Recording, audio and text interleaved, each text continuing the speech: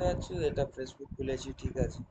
এবার এবার অনেক কিছু আমরা কন্টেন্ট দেখতে পাচ্ছি, ফেসবুক খুলেছি, ঠিক আছে। এবার এটাকে আমি যেমন ইন্সপেক্ট করেছি, কিভাবে করেছি আমি যেমন এটা ব্যাক করে দিলাম, ঠিক আছে। এবার এই যে সেভ করা এইটাকে আমি ইন্সপেক্ট করব, ইন্সপেক্ট করলে আমার এই কোডটা আসছে, ঠিক আছে। এবার এই কোডের মধ্যে অনেক কিছু কন্টেন্ট আছে। সাপোজ এর মধ্যে আমি জানি ইয়ে আছে, রিয়াক্ট আছে, কারণ রিয়াক্টটা কি বানিয়েছে, ফেসবুক বানিয়েছে, ঠিক আছে। তো রিয়াক্ট যে ফ্রেমওয়ার্কটা জাভা স্ক্রিপ্টের, এটা কে বানিয়েছে, ঠিক আছে, এটা বানিয়েছে ফেসবুক। তো ফেসবুক এই যে আমি ক্লিক করব, এই দেখো require boot loader handle payload null consistency, এটা হচ্ছে পুরো ইয়ে রিয়াক্টের কোড, ঠিক আছে। রিয়াক্টের কোডটাকে ইউআরআই রিয়াক্টের কোড, পুরো রিয়াক্টের কোড দেখতে পাচ্ছ। সো কোড এইভাবে ইন্সপেক্ট করে, ঠিক আছে।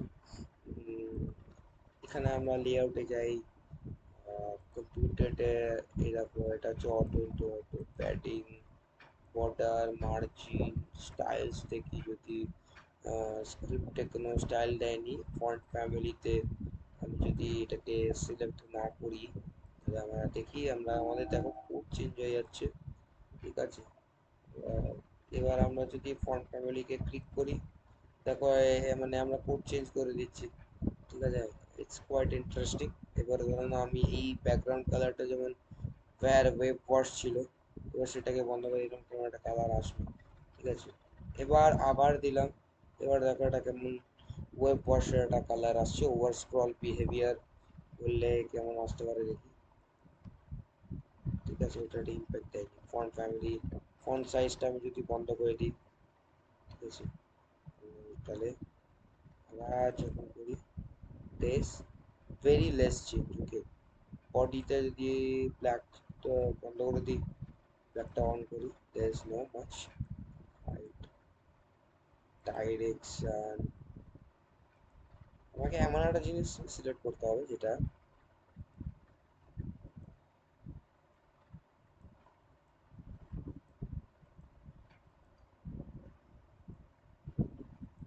এর আমি যদি সব কালার যদি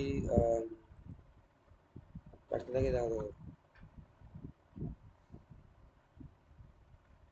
কেমন একটা কালারলেস হতে থাকছে, তারপর এই পেস্টেল, ঠিক আছে, এই পিঙ্ক কালার এগুলো আস্তে আস্তে কেটে যাচ্ছে, ঠিক আছে। মানে ওর ইন্সপেক্ট করে খেলাটা আমার হেল লাগে, যাই বলো। তারপরে উঠে, তারপরে আর দেখো কোড এইভাবে ইন্সপেক্ট করতে হয়। এরা ফেসবুক হলো, এটা ফেসবুক হলো, ঠিক আছে। এটা গিগস ফর গিগসে আমরা ইন্সপেক্ট করতে পারবো, এরকম ইন্সপেক্ট করা যায়। ওই এখান থেকে আমরা ইন্সপেক্ট করা এখন ইচ্ছা নেই, আমি এখন খুলবো হচ্ছে ইনস্টাগ্রাম। ইনস্টাগ্রামের একটা ফ্রেমওয়ার্ক আছে, সেটা হচ্ছে একটা দুর্দান্ত ফ্রেমওয়ার্ক আছে, let's see what happens. So